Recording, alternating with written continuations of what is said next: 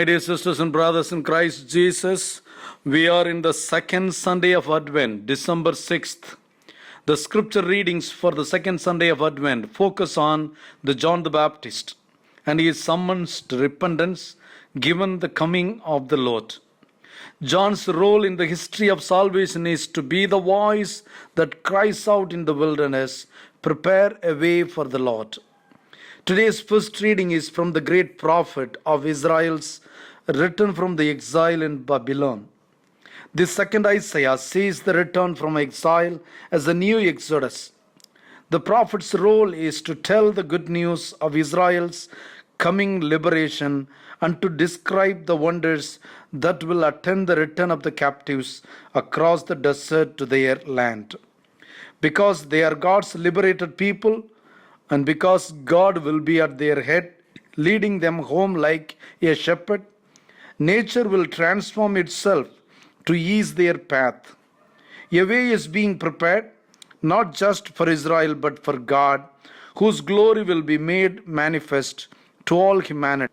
Today's Gospel, Mark 1:1-8, takes us to the beginning of Mark's Gospel, which, omitting any account of Jesus' earthly life, begins the story of Jesus simply with the ministry of John the Baptist.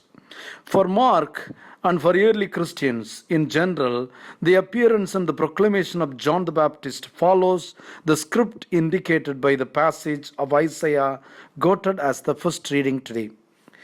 There is a slight difference. In Isaiah, a voice crying, "Prepare in the wilderness a way for the Lord."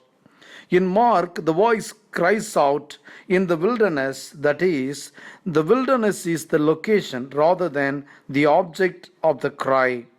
Nonetheless, John's appearance and his voice indicate the fulfillment of what Isaiah had foretold, the good news of coming of the Lord, for whom a way has been prepared.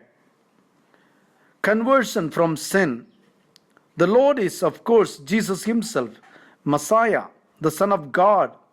The way that has to be prepared for him is no longer a path through the desert, but a way constructed in human hearts. The way is the conversion from sin called for in John's message, enacted in the matter of baptism that he celebrates for the crowds. John's appearance and his clothing and his diet portray him in the guise of Elijah, the great prophet, traditionally expected from Malachi 3:1, 4, 5-6, to return to earth to preach repentance before the coming of the Lord. But beyond summons to repentance, John has a Christological confession to make. He points to the one who is to follow him as the one far higher in rank. In Jewish rabbinic tradition, students carried the sandals of their teachers as a mark of respect. But John is not worthy even to untie the sandals of the one who is to come. Unlike John, who baptizes with water, this coming stronger one will baptize with the Holy Spirit.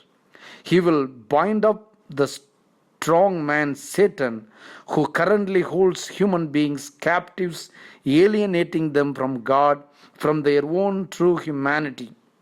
Empowered by the Spirit, Jesus will reclaim human lives from all the captivities, such as sin, ignorance, and disease, and whatnot, that hold them bound and draw them into his own life-giving intimacy with God.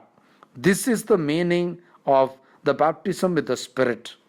Thus, the good tidings of homecoming from exile that Isaiah proclaimed concerning Israel has become the gospel of humanity's return to its true home within the family of God. My dear friends, as we have come to the second Sunday of Advent, today the liturgy invites us to revisit a longing for that homecoming that exists in the depths of our souls. God bless you. Have a wonderful Sunday and a blessed week.